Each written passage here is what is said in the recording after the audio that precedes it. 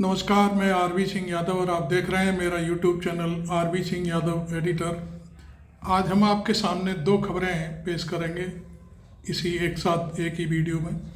पहली खबर तो ये है कि लालू प्रसाद यादव ने खरमास खत्म होते ही, आज 6 तारीख है, अगली 18 जनवरी को लालू यादव ने पटना में अपने सारे विधायकों, एमएलसी, पार्टी के जिलाध्यक्ष, शहर अध्यक्ष और सारे संगठनों की एक बैठक बुलाई है। इसके लिए बाकायदे प्रोग्राम जारी कर दिया गया है और पार्टी के एक प्रवक्ता ने इस तरह का एक लेटर भी सोशल मीडिया पर जारी कर दिया है। अब सवाल उठता है कि आखिरकार लालू करना क्या चाहते हैं। लालू का यह कदम, चूँकि देखिए मैं आपको बताऊं, मीसा भारती आप जानते होंगे कौन है। मीसा भारती लालू यादव की सबसे बड़ी बेटी हैं और वो राज्यसभा सदस्य हैं। और उन्होंने भी कहा है, अभी कल ही बोला है कि लालू प्रसाद यादव और चाचा हमारे नीतीश कुमार जी दोनों बड़े गहरे दोस्त हैं। इसके मतलब क्या होते हैं ये आप अंदाज़ा लगा सकते हैं। लालू यादव ने 4 दिन पहले ही कह दिया था कि नीतीश कुमार दरवाजे खुले रखे हैं, मेरे दरवाजे खुले हुए हैं। उसके बाद नीतीश ने पहली बार पत्रकारों को हाथ जोड़ करके निकलना ही मुनासिब समझा, कुछ नहीं बोला। अभी कल उन्होंने कहा है कि हम जहाँ हैं वहीं ठीक हैं, हम मतलब कोई पत्ते नहीं खोल रहे हैं और खुला कहा है कि हम 2 जगह चले गए थे अब फिर नहीं जाए। ये नहीं कहा कि हम लालू के साथ नहीं जाएंगे, लेकिन ये इधर का उधर करना उनका, आपको मालूम है जब वो वार्ता करते हैं तो बहुत ही गजब का उनका सिनेरियो होता है। लिहाजा अब सवाल उठ रहा है कि लालू यादव नीतीश को किस तरह से भाव दे रहे हैं। कुछ चीज़ें तो ये सामने आ रही हैं कि शायद सीटों के बंटवारे का पेच फंसा हुआ है। नीतीश कुमार इस समय लगभग 44-45 सीटों पर विधायक हैं उनके, लेकिन वो भारतीय जनता पार्टी से जो क्लेम कर रहे हैं वो भारतीय जनता पार्टी से ज़्यादा सीटें विधानसभा में लड़ना चाहते हैं। शायद यही पेच लालू यादव की पार्टी से भी उनका फंसा होगा। लेकिन लालू यादव का कहना है कि अभी आप 45 हो, ज़्यादा से ज़्यादा सीटें आप जीतो, उतनी ही सीटें ले लो जितनी सारी की सारे जीत जाओ। ये भी हो सकता है क्योंकि इस समय सबसे बड़ा दल तेजस्वी यादव के नेतृत्व में बिहार में है और नेचुरल सी बात है, जब बड़ा दल है तो वो ज़्यादा सीटों पर लड़ेगा ही लड़ेगा। तो यहाँ कहीं कोई ना कोई पेच अटका हुआ है और राजनीति में जो पेच अटके होते हैं वो बहुत गहरे होते हैं, आप जानते हो। इसलिए मैं समझता हूँ कि जो लालू यादव ने अगली रणनीति के लिए अपनी पार्टी के जो विधायक हैं, जिलाध्यक्ष हैं, शहर अध्यक्ष हैं या दूसरे जो पदाधिकारी हैं पूरे प्रदेश के, उन सबको बुला करके कोई सहमति बनाने की कोशिश करने की कोई बात है, जिसमें कोई प्रस्ताव पास होगा शायद, मुझे जहाँ तक अंदाज़ा है। और उसमें लालू यादव को ये छूट दी जाएगी कि वो नीतीश कुमार जी को जैसे चाहे वैसे मना करके अपने साथ ला सकते हैं। तो ये सारी चीज़ें हैं। दूसरी बात ये भी है कि एक जो कहानी चल रही है वो ये है कि नीतीश कुमार इस समय चीफ मिनिस्टर हैं और पिछले 20 साल से चीफ मिनिस्टर हैं।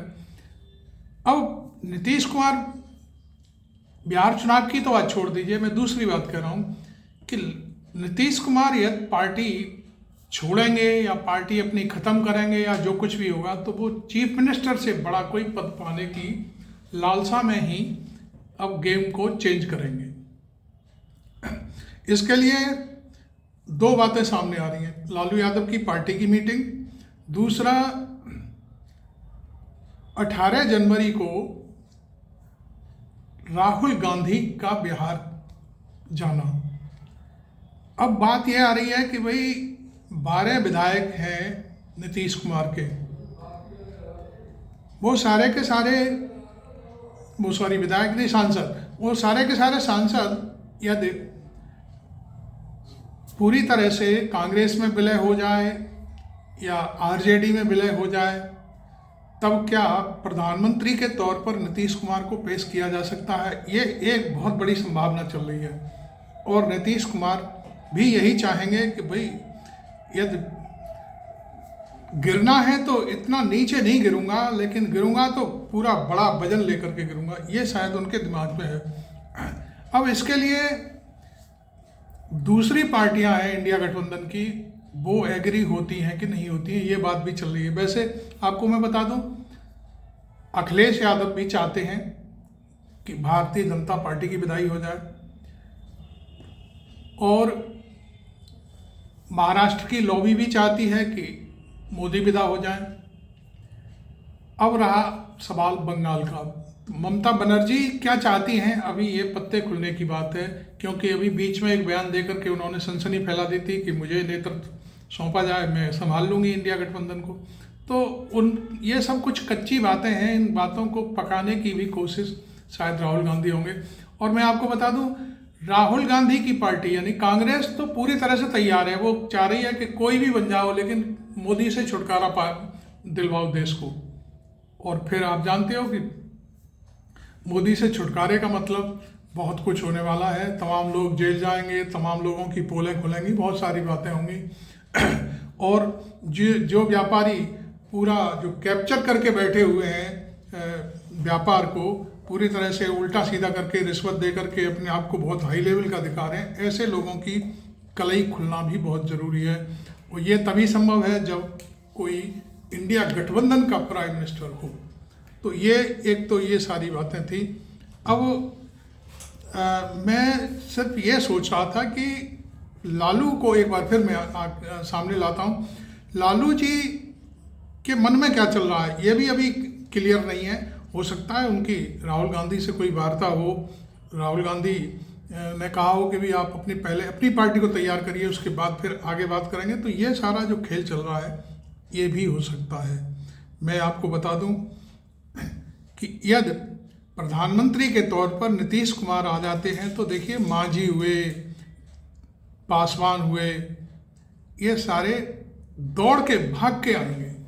अगला जो टारगेट है वो है आपका आंध्रा का जो चीफ मिनिस्टर है इस समय, वो उसको भी शायद ये लगेगा कि भाई नीतीश आ जाएंगे तो नीतीश मेरे दोस्त हैं, और उनकी जो डिमांड्स वगैरह हैं वो सब नीतीश पूरी कर देंगे। और होनी भी चाहिए, जब चूँकि एक सरकार से छुटकारा, एक पार्टी से छुटकारा पाना चाहते हो तो बहुत सारी चीज़ें, कीमत भी चुकानी पड़ती है और बहुत सारे लाभ भी मिलते हैं। तो ये एक बड़ा खेल चल रहा है। तो अभी जो हमारे पास खबर थी वो यही है कि जो छोटभैया नेता बिहार में कुछ पैदा हो गए हैं, वो एक धरने में बैठा हुआ था एक छोटभैया नेता, और उसने मीडिया में बड़ी पार्टी के माध्यम से ये आज सवेरे से चलवा दिया कि उसको थप्पड़ मारा है पुलिस ने।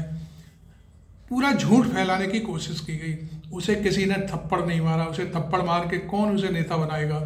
हाँ, ये ज़रूर है कि उसके संग जो बैठा हुआ था कोई कार्यकर्ता, तो उस पर एक आध शायद तमाचा ज़रूर जड़ दिया गया होगा। हालांकि पुलिस को ऐसा नहीं करना चाहिए, ये हमारी भी राय है, क्योंकि पुलिस ऐसा करती है तो वो हीरो बनता है ऐसा आदमी, तो हीरो नहीं बनाना चाहिए, साफ सी बात है।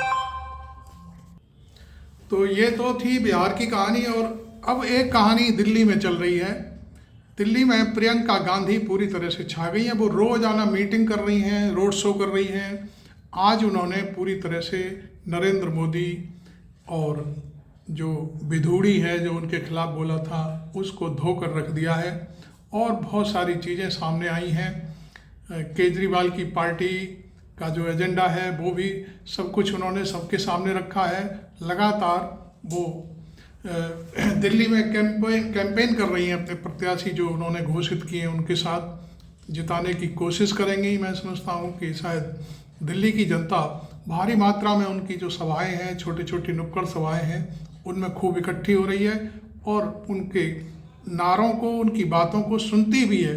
और बाकायदे प्रियंका गांधी के पक्ष में जो नारे लगते हैं बहुत ही कमाल के हैं, और चूँकि वो पूरी स्थिति से अवगत कराती हैं। मेरे एक मित्र ने कहा कि प्रियंका गांधी बहुत ही शानदार तरीके से बोलती हैं, उनके भाषण बहुत प्यारे होते हैं। तो ये बात बिल्कुल सच है। उनका कहना था कि प्रियंका वास्तव में लीडर है, और वो, मैं समझता हूँ, उन्होंने तो यहाँ तक कहा कि वो राहुल गांधी से भी अच्छा प्रस्तुतिकरण करती हैं जब कोई बात करती हैं। तो ये बात सच है। ये खैर आपकी अपनी कहानी है, आप क्या सोचते हैं इन सब चीज़ों के बारे में, इस पर हम फिर कभी बात करेंगे। लेकिन आज की स्थिति ये है कि बिहार की राजनीति पूरी तरह से बदलने के कगार पर है, और नीतीश कुमार का अब ये जो पूस का महीना है ये ख़त्म हो जाएगा। उसके बाद जैसे ही बसंत की शुरुआत होगी, और निश्चित तौर पर कोई ना कोई बड़ा कदम उठाने की ओर बिहार की सियासत आगे बढ़ेगी। Thank you very much. आपने मेरा चैनल अभी तक सब्सक्राइब नहीं किया है तो ज़रूर करें, और चैनल सब्सक्राइब करने के बाद वीडियो अच्छा लगा हो तो इसे लाइक करें। मैं आरबी सिंह यादव।